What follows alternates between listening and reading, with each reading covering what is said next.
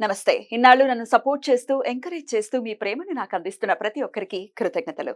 అలాగే ఈ వీడియో కూడా ఖచ్చితంగా మీకు ఉపయోగపడుతుంది. లైక్, షేర్ అండ్ సబ్స్క్రైబ్ చేసి మీ సపోర్ట్‌ని నాకు అందించండి. అలాగే ఈ వీడియో పట్ల మీకున్న అభిప్రాయాన్ని కామెంట్ సెక్షన్‌లో కామెంట్ చేసి తెలియజేయండి.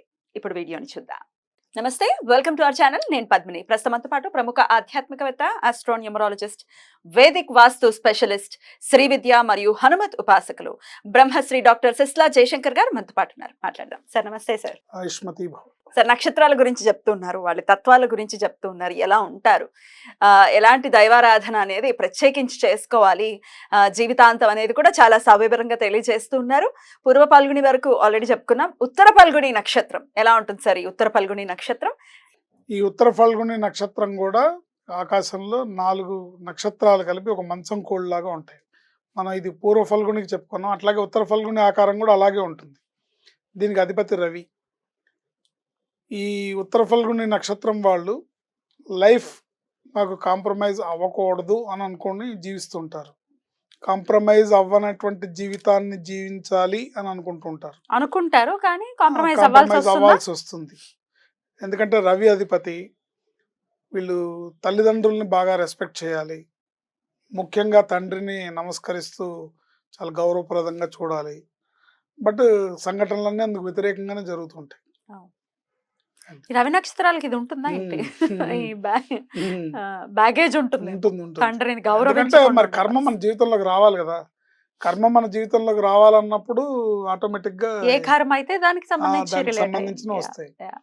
ఇకపోతే ఈ ఉత్తర ఫల్గుని వాళ్ళకి కామన్ గా ఉండే లక్షణాలు ఏంటంటే స్త్రీలకు ప్రియుడు. అంటే స్త్రీలు వీళ్ళని బాగా ఇష్టపడతారు. శుభగుడు అంటే మంచి అవయవ పౌష్టి కలిగి శుభగుడు. గుణము జ్ఞానము కలిగి రాజ సంబంధం వలన ధనమార్జింతురు. అంటే వీళ్ళకి ప్రభుత్వ ఉద్యోగాలు, గవర్నమెంట్ సొమ్ము వీళ్ళకి రాసి ఉంటుంది. లేదా గవర్నమెంట్ లో ఏ కాంట్రాక్ట్స్ చేయడము, ఏదో రకంగా వీళ్ళకి గవర్నమెంట్ సొమ్ము అనేది వీళ్ళకి గిడుతుంది. బహుభార్యలుందురు మగవారికి. ఆడవారికి? ఆడవాళ్ళకి చెప్పలేదు శాస్త్రజ్ఞుడు ఇక్కడ. ఓకే, ఏంటి అది అలాంటి అవాచకాలు మనం కూడా పలకూడదు. అంతే కదా. అయితే మగవారికి కూడా ఉండకూడదు సార్, అది కూడా అవాచకమే కదా. అంటే ఇక్కడ మహర్షి చెప్పాడు కాబట్టి మనం అనుకుంటున్నాం అంతే. అంతే. అంటే ఆ రోజుల్లో నడిచింది, ఈ రోజుల్లో తోలుతీస్తారు. అంతే కదా. తోలుతీస్తారు అనేది one side of the coin. Other side of the coin ఉన్న పెళ్ళాన్ని బాగా చూసుకుంటే చాలు. ఓ జీవితం సరిపోదు. ఉట్టికెక్కలేనమ్మా స్వర్గానికి ఎక్కిన అన్నట్టు ఉంటుంది బహుభార్యలు ముందు అంటే. కాకపోతే ఆ మానసికంగా ఆ ఫీలింగ్ ఉంటుందేమో, ఆ నక్షత్రం వాళ్ళకి ఆ మానసికంగా ఆ ఫీలింగ్ ఉంటుందేమో. అది చెప్పు ఉండొచ్చు. ఎవరా ఊహ అన్నట్టు. ఉదారుడు, భోగి, అతిగా భాషించును. అంటే కొంచెం లగ్జూరియస్ లైఫ్ ని లీడ్ చేస్తుంటారు. మడత నలగని చొక్కా, 555 సిగరెట్ ప్యాకెట్, జేబులోంచి కనబడేటట్టు, జేబులోంచి పైకి అందరికి కనబడేటట్టు 2000 రూపాయల నోటు. అతిగా భాషించును. అంటే ఇంకా నాకు వాడు తెలుసు వీడు తెలుసు, నిన్నే సాయంత్రమే మోడీతో మీటింగ్ అయింది, మొన్నే పుతిన్తో మాట్లాడొచ్చాను, ఇలాంటి మాటలు ఉండొచ్చు, వింటూ ఉంటాం. సో ఇలాంటి లక్షణాలు ఉంటాయి. దీంట్లో కూడా మహర్షి మనకి పాదాల వైజ్గా కూడా లక్షణాలు డిఫరెన్షియేట్ చేసి చెప్పాడు. 1వ పాదం వాళ్ళు మృదుభాషి, ధైర్యము, బంధుప్రీతి గలవాడు, ధైర్యవంతుడు, బంధుప్రీతి గలవాడు, మంచివాడు, స్వయంగా పని నిర్వహించలేడు, వారి మీద ఆధారపడటం సాహసమే. అంటే సొంతంగా తను ఏది నిర్వర్తించలేడు, ఎవరో ఒకళ్ళని డిపెండెన్స్ తీసుకుంటాడు, ఎవరో ఒకళ్ళు సపోర్ట్ తీసుకుంటాడు. ఒకవేళ వాళ్ళ మీద బాధ్యతను అప్పగిచ్చి మనం పనిని నమ్ముకుంటాం, ఈ పని నువ్వు చేసి పెట్టరా బాబు అని చెప్పడం, అది సాహసమే అవుతుంది అన్నారు. చంద్రుడు బాగుంటే అసక్తత పెరుగుతుంది. చంద్రుడు బాగుంటే ఈ లక్షణాల్లో కొంచెం తగ్గుతాయి. ఏదైతే ఈ డాంబికాలు ఉన్నాయో అవి తగ్గుతాయి. ఉమ్. ఇక రెండో పాదం వాళ్ళని తీసుకుంటే దరిద్రుడు, అయ్యయ్యో. మాంసాహారి, ఓర్వలేనితనం, కార్యానుకూలత, నిరంతర ప్రయత్నంతోనే సాధ్యం. కార్యానుకూలత నిరంతర ప్రయత్నంతోనే సాధ్యం. కన్సిస్టెన్సీ మెయింటైన్ చేయాలి. చేయాలి. ఒక పని అవ్వాలంటే నిరంతరంగా వర్క్ చేస్తేనే దాని మీద అవుతుంది వాళ్ళకి, లేకపోతే అవ్వదు. సో మొదటి మాటలోనే చెప్పేశాడు దరిద్రుడు అని. దరిద్రుడు అంటే ఏది కలిసి రాదు అని అర్థం తప్ప వేరే ఉద్దేశం కాదు. కలిసి రాదు, చేసే ప్రయత్నాలు కలిసి రావు అని. మూడో పాదం వాళ్ళు సత్యవచనుడు, పశుపాలికుడు, దైవప్రీతి గలవాడు, తమ ప్రతిభకు తగ్గ గుర్తింపు రాలేదనే అసంతృప్తి, వీళ్ళకి గుర్తింపు అనేది రాదు.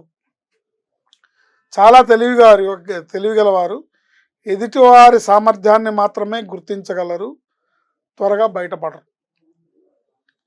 సత్యవచనుడు, పశుపాలికుడు, దైవప్రీతి గలవాడు, తమ ప్రతిభకు తగ్గ గుర్తింపు రాలేదని అసంతృప్తి గలవాడు, గుర్తింపు రాదు, చాలా తెలివిగలవాడు, మంచి ఇంటెలిజెంటే, కానీ ఎదుటివారి సామర్థ్యాన్ని గుర్తించగలరు. వాళ్ళు గుర్తించింది వీళ్ళు, అంటే మీ టాలెంట్ గుర్తిస్తాడు కానీ దాన్ని బయటపడ్డు, చెప్పడు, గుర్తించినట్టు బిహేవ్ చెప్పడు. అది. ఇక నాలుగో పదం వాళ్ళని తీసుకుంటే మాతాపితరుల వియోగం, తల్లిదండ్రులు దూరం అవుతారు వీళ్ళకి. కృతజ్ఞుడు, లక్ష్య సాధనే ముఖ్యంగా పెట్టుకుంటాడు, అంటే తన పని తనకు అయిపోవాలి, దానికోసం ఏ మార్గాన్నైనా సముచితమైన భావిస్తాడు. అంటే తను అనుకున్నది చేయడానికి ఏదైనా పర్లేదు, ఇదే రైట్ అని, ఇట్లా చేయడమే కరెక్ట్, నేను ఇలా ఉండటమే కరెక్ట్ అని సమర్థించుకుంటాడు. ప్రాధాన్యత దృష్ట్యా విలువలు ఉంటాయి, అంటే తను ప్రయారిటీస్ని బట్టే వాటికి రెస్పెక్ట్ ఇస్తాడు. తన ప్రయారిటీలో అది లేకపోతే దానికి రెస్పెక్ట్ ఇవ్వడు. ఇఫ్ ఇట్ ఈస్ రెస్పెక్టబుల్ అయినా కూడా తన ప్రయారిటీలో అది లేకపోతే రెస్పెక్ట్ ఇవ్వడు. ఇప్పుడు సపోజ్ తొలి ఏకాదశి ఉంది, తొలి ఏకాదశికి దైవ దర్శనం చేసుకోవాలనుకోండి, తన ప్రయారిటీలో అది లేదనుకోండి, ఇవన్నీ అవసరం లేదు, ఎక్కడ లేడు దేవుడు, నేను తింటే వచ్చాను, నన్ను ఏమైనా చంపేస్తాడా అని మాట్లాడగలరు. గలరు. సార్ 1 and 2 చాలా టిపికల్ గా ఉన్నాయి, 1 ఒకలాగా 2 ఒకలాగా, ఒక పాదం డిఫరెన్స్ లోనే ఇంత వేరియేషన్ ఉంది.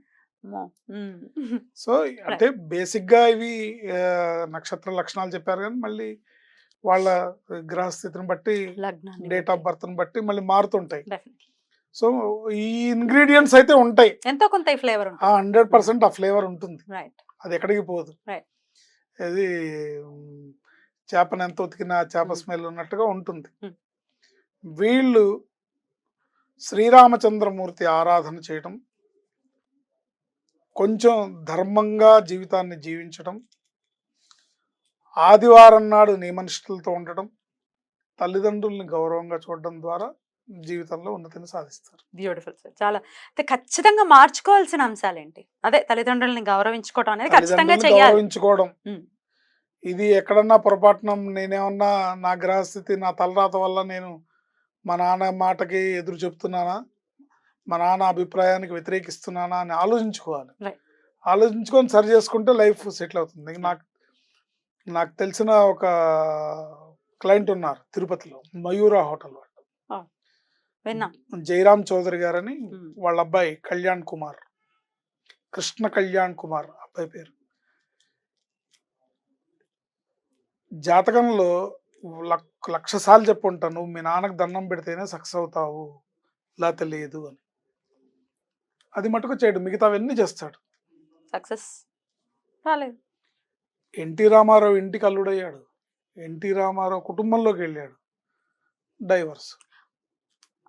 మొన్న చనిపోయాడు కదా నందమూరి, వాడి పేరేంటి, తారకరత్న సిస్టర్, తారకరత్నకు బావ అవుతాడు, తారకరత్న సిస్టర్ చేసుకున్నాడు. వేల కోట్ల ఆస్తి, వాళ్ళ ఫాదర్ పేరు చెప్తేనే టోటల్ రాయలసీమలో ఒక పెద్ద మనిషి అని ఒక పేరు, కానీ అలా నడవనివ్వట్లేదు, చెప్పిన విధానం నడవనివ్వట్లేదు. తండ్రితో విభేదాలు, తండ్రితో గొడవ, తండ్రి వద్దన్న పనులు చేస్తాడు. ఆయన కూడా భీష్మించి కూర్చున్నాడు. వీడిలా తగలడ్డాడు నేను అని మొత్తానికి టోటల్ ఎన్ని వేల కోట్ల ఆస్తులు నష్టం అంటే అన్ని వేల కోట్ల. షుగర్ ఫ్యాక్టరీలు వాళ్ళకుండా మూతపడిపోయినాయి. హోటల్ మూతపడిపోయింది. మయూర హోటల్ అంటే ఒక బ్రాండ్. Everything is gone. ఉన్నాయి అంటే ఇమ్మూవబుల్ ప్రాపర్టీస్ ఉంటాయి. ఉన్నాయి కానీ అవి అమ్మి క్యాష్ చేసుకోవాలంటే కూడా అవని కొడుకు దాన్ని దుర్వినియోగం చేస్తాడని తండ్రి దారిలోకి తగ్గడు. ఏంటి నా తండ్రికి కాళ్ళకి నమస్కారం చేస్తే కానీ నాకు పని అవుతుందని ఎన్నిసార్లు చెప్పినా కూడా అతను వినడు. మిగతావన్నీ ఇంకేం చేయాలి గురువు గారు అని అడుగుతాడు. అది తప్ప ఇంకేం చేయాలి గురువు గారు అని అడుగుతాడు. ఎలా